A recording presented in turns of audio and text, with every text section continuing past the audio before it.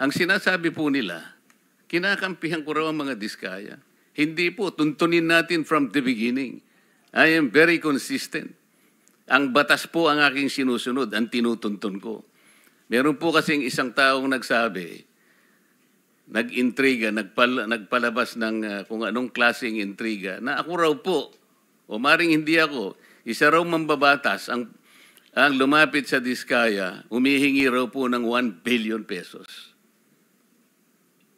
Para po yatang nagkasundo sa 120 million na lang. Isip-isipin po ninyo, kapatid po yata yun ng ating colleague, si Ben Tulfo. So ngayon po, ang dami nagsasabi na baka ako yun. Sa akin lang po, okay lang yung magpalabas sila ng ganun eh. Basta may maniwala lang sana na mas maraming tao na hindi totoo ang sinasabi. Para sa akin, okay na po yun eh. Mr. Diskaya, meron bang pagkakataon ako nagpahaging sa iyo ng kahit ano pa?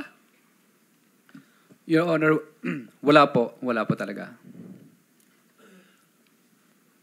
Saan ang galing yung binanggit ni Ben Tulfo na merong isang mambabatas? Your Honor, wala po akong idea, Your Honor.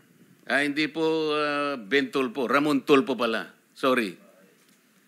Your Honor, wala po akong idea, Your Honor, kung saan po nanggaling.